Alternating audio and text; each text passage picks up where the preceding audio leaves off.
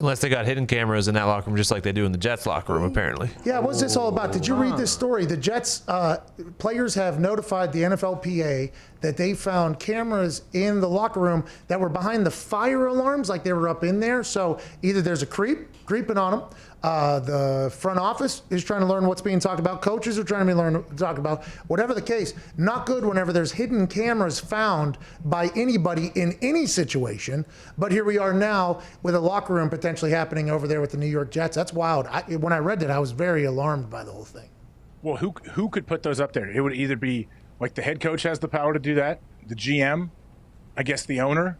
After that, who's going to put them up? Well, then you could dive deep into an inside job with somebody that has access to the building, who's maybe a creep or something like that. So during COVID, though, they can track wherever. Like, would they all wear those monitors? Can't they figure it? Well, or have these been there for years? Well, and also, yeah, when did they get in there? Are they new? Who else has ever been in the building? Like third shift? Wait, is this is their facility or their game day? I believe it's the facility, yeah. Because if it was the game day, they would say MetLife Stadium. Wait, it's in the like the actual locker room too? Yeah, there was. That's highly illegal with just a bunch of naked dudes every day. Well, that's what we're saying, yeah, because the coach, GM, possibly whoever it is, but also like there could be like I don't know.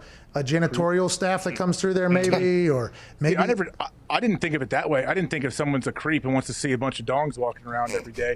I thought it could be somebody that wants to keep an eye on their team and say how the team, like, what's the culture like of this team when the coaches are not around. What is this team? What are they saying about me? I'll never forget going into the equipment room, and this is kind of putting the equipment room on blast a little bit. I had a lot of good friends in the equipment room, and something may have just happened. A decision was just made that maybe I didn't fully agree with, and everybody would be in their meetings except for the people in the equipment room. So I'd come in, and I'd be like, did you hear this bullshit and all of them would just look up at the ceiling, and they're like, don't do that.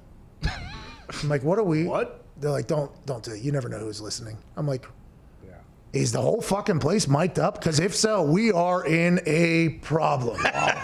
So that was always, I think that people always thought there was a chance that things were being recorded and shit like that. But now that the players, by the way, what I just said is probably how the players found it, by the way. They're like, looking at it. Yeah. What is that motherfucker?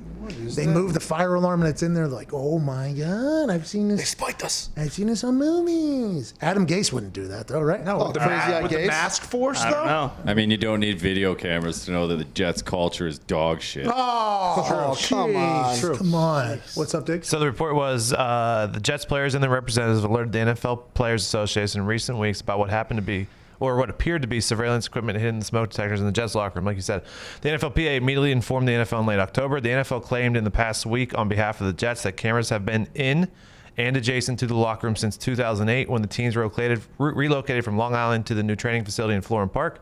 According to sources, the league concluded that the players were aware of the cameras and thus the cameras were compliant with the league rules, sources said. Oh, so the players knew that they were being filmed in their locker room. That's why they made a complaint that they were being filmed in their locker room. That's probably on page 75 of the contract, by the way. You signed it. Hey, you signed it. Read the small print. You see this right here? We said we can film you dong. But okay, like, did you guys have a camera? There was like maybe it was NFL Network or NFL Films, a camera that it would say like, oh, locker room shot, and it wasn't the actual locker room. It was a camera that the NFL kind of had control over, I think, that saw us walking like out of the doorway, like getting into the tunnel from our locker room, I guess. But it was technically kind of in the locker room. You weren't going to see any guys. It's where your staging area where you kind of stand before you go out the door. Like that was all right, but even that one kind of creeped people out at times. Yeah, but that's at the stadium. This one's at the practice facility. And ours was it's all in one. Lambeau's all in one every day. You know, your same locker room all times. Oh, I didn't know that. Because didn't you drive down the road? Don't you drive down the road? Why. That's why, because your whole everything is right there in the stadium, and so the practice field is like 400 yards away. That's why you get in your car and drive with your pads and helmet on.